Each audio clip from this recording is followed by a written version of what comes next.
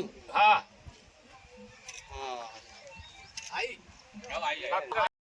જય આદિવાસી મહીસાગર જિલ્લાના કડાણા તાલુકાના સરસવા ઉત્તર ગામે કે જેને અમે બોર્ડર વિલેજ તરીકે ઓળખીએ છીએ, અહીંયા 23/3/1986ના રોજ સ્વર્ગસ્થ રાજીવ ગાંધી આ ગામની મુલાકાતે આવેલા. એ વખતે આ એરિયાને અકાલ જાહેર કરવામાં આવ્યું હતું અને એમના માનમાં આજે આ ગામે આંબળી 11નો મેળો ભરાય છે. અહીંયા 3 રાજ્યોની પબ્લિક મળે છે, મધ્યપ્રદેશ, ગુજરાત અને રાજસ્થાન, અને મોટાભાગની પબ્લિક આદિવાસી પબ્લિક અહીંયા પોતાની સંસ્કૃતિની ઝાંખી રજૂ કરે છે. અમારા ગામ તરફથી અહીંયા અત્યારે પાણીની સુવિધા નથી, તો ગામ તરફથી પાણીની સુવિધા કરવામાં આવે છે અને સુરક્ષાકર્મીઓ એમની સુરક્ષા પૂરી પાડે છે. અને આજ દિવસ સુધી આ મેળાની અંદર કોઈ પણ પ્રકારનો ઇસ્યુ થયો નથી અને મોટા પાયે અહીંયા આંબળી 11નો 2 દિવસનો મેળો ભરાય છે અને ભવિષ્યમાં આ મેળાનું મોટું સ્વરૂપ થાય અને 2-3 દિવસનો પ્રશાસન દ્વારા મંજૂરી આપવામાં આવે અને આ રીતે મેળો અમારો અહીંયા અવિરત ચાલુ રહે એવી શુભેચ્છાઓ અને ગામ વતી આપ સૌને જોહાર બધાય. જય જોહાર, જય આદિવાસી. મહીસાગર જિલ્લાના કડાણા તાલુકાના સરસવા ઉત્તર ગામ છે અને આ ગામે આજ રોજ મેળો ભરાય છે.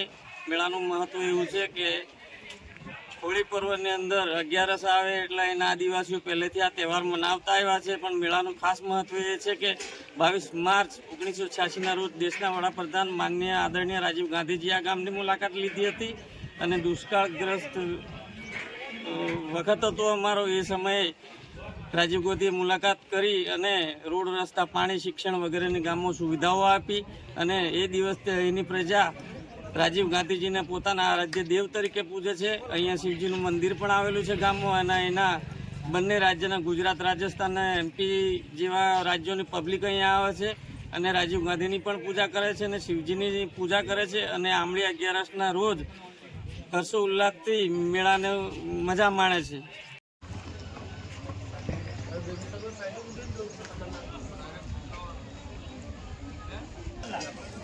टमाटर लाइट का टमाटर है लाइट का वो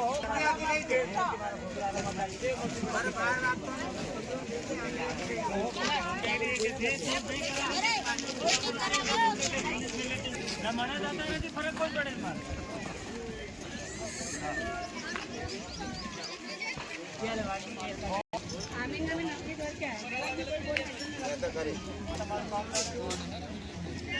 एक गलती करे ध्यान मारो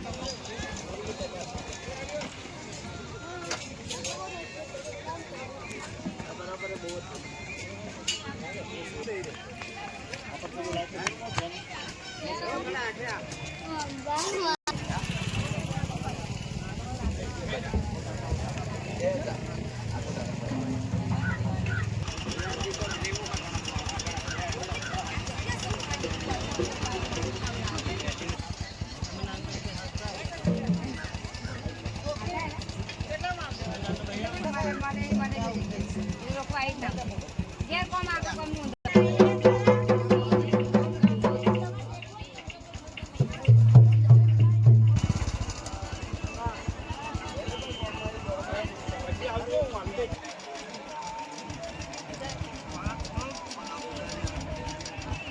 ઉત્તર સરસવાના ગામે આ નીલકંઠેશ્વર મહાદેવનું આંબળી 11ના દિવસે આ મેળો ભરાય છે અને આંબળી 11નું આ ક્ષત્રિયો અને તમામ સર્વ સમાજને આ બધોને આ તહેવાર ઉજવે છે.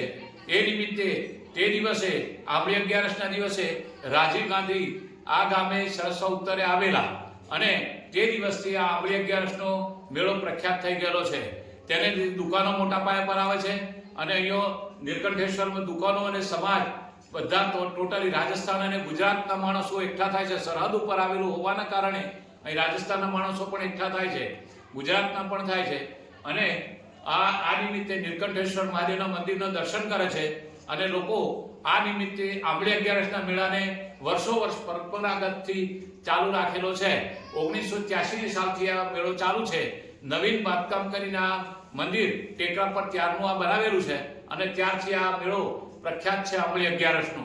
સર્વ લોકો અહીંયા દર્શન કરવા માટે આવે છે અને રાહુલ ગાંધીના નામથી પણ લોકો કહે છે કે આ મેળો રાહુલ ગાંધી આ દિવસે આવેલા એટલા માટે આ મેળાનું નામ રાહુલ ગાંધીના આંબળી 11નો મેળો એમ કહે છે. સર્વ લોકો એમ બોલે છે અને એ લોકોની ભાવના પણ અત્યારે એવી ચાલી રહી છે.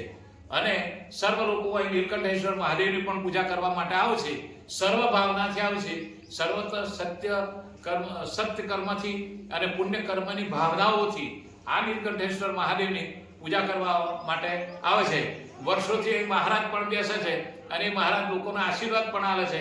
સત્કર્મ કરે, સારી ભાવના રહે, એ નિમિત્તે દરેકને પૂજન અર્ચન કરીને આશીર્વાદ પણ આપે છે અને ઓમળી 11ની એમની શુભકામનાઓ પણ આપે છે. શું નામ મહાદેવ નીલકંઠેશ્વર. શું નામ આપણું? મારું નામ જગદીશભાઈ મહારાજ,